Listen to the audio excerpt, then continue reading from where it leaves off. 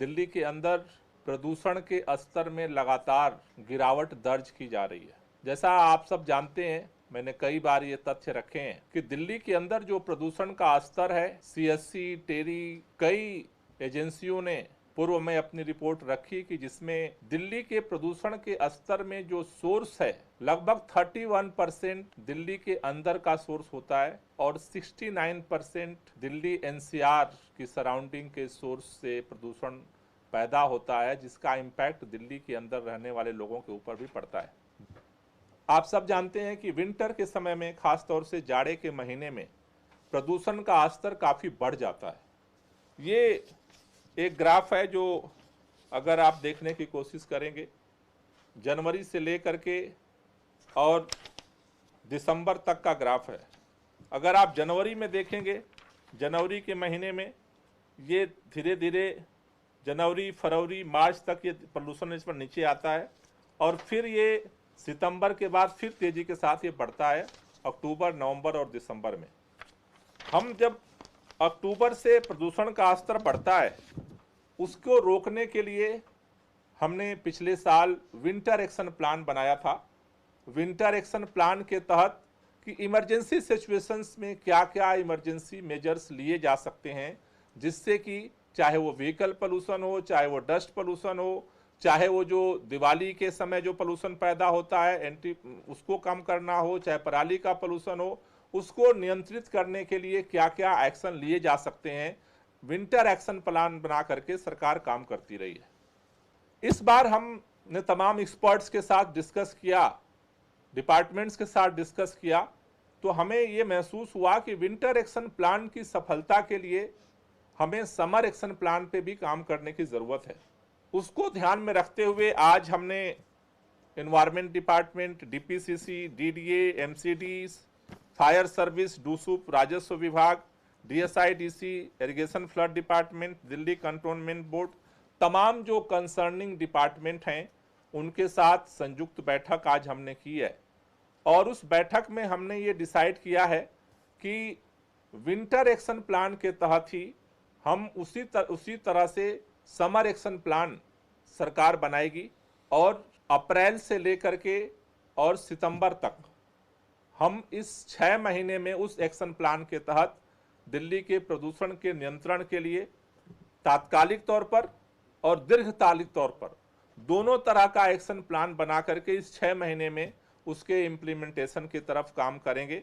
इसके लिए सभी विभागों को निर्देश दिया गया है, 1 हफ्ते के अंदर वो अपना समर एक्शन प्लान क्या क्या होना चाहिए वो सरकार को सबमिट करेंगे। दोबारा 11 अप्रैल को मीटिंग बुलाई गई है, जिसमें इन सभी डिपार्टमेंट के सजेशंस के आधार पर हम अगले 6 महीने के लिए समर एक्शन प्लान सरकार का घोषित करेंगे और जिस पर सरकार फोकस करके प्रदूषण को नियंत्रण के लिए इन गर्मियों के समय में भी काम करेगी। इसमें जो 14 पॉइंट्स डिसाइड किए गए हैं, जिसको फोकस करके एक्शन प्लान बनाने के डिपार्टमेंट को बोला गया है, जिसमें पहला पॉइंट है ओपन बर्निंग। गर्मी के समय में ये ओपन बर्निंग की घटनाएं, अभी आपने देखा होगा गाजीपुर लैंडफिल साइड में आग लगी, ऐसी घटनाएं जो है वो बढ़ती हैं गर्मी के समय में। तो पहला पॉइंट है जिस पर एक्शन प्लान तैयार करने के बोला गया है ओपन बर्निंग। दूसरा रोड डस्ट, इस गर्मी में जो है रोड डस्ट जो है वो काफ़ी बढ़ जाती है, उसके लिए बोला गया है। इंडस्ट्रियल पोल्यूशन तीसरा पॉइंट होगा। चौथा है अर्बन फार्मिंग, क्योंकि दिल्ली के अंदर जो है अर्बन फार्मिंग को सरकार जो है अब प्रमोट करेगी अपने ग्रीन बेल्ट को बढ़ाने के लिए, उस पर एक्शन प्लान के लिए जो है बोला गया है। पांचवा है रोड साइड ग्रीन कवर को डेवलप करने का काम, उस पर हम फोकस करेंगे इस समर एक्शन प्लान में।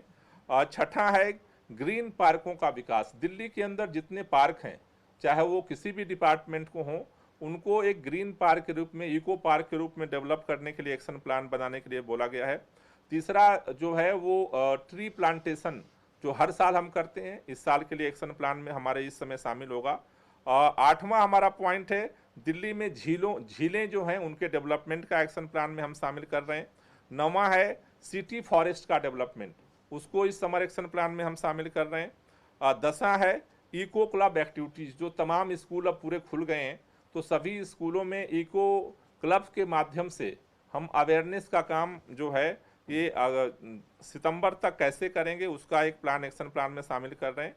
11वां पॉइंट है रियल टाइम जो एनफोर्समेंट स्टडी है, अगस्त से पहले ये जो स्टडी का काम है उस पर फोकस तरीके से करके और उसको जो है कंप्लीट करने के लिए हम लोग काम करेंगे। अब 12वां है इको वेस्ट पार्क, जो दिल्ली के अंदर तमाम जो इलेक्ट्रॉनिक जो तमाम जो वेस्ट होते हैं उससे जो दिल्ली में प्रदूषण पैदा होता है, उसके लिए इको वेस्ट पार्क के निर्माण पर हम इस एक्शन प्लान में फोकस करेंगे। 13वां है ट्री ट्रांसप्लांटेशन मॉनिटरिंग।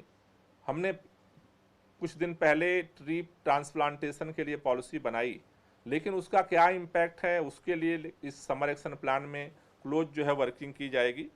और 14वां है replacement of single use plastic.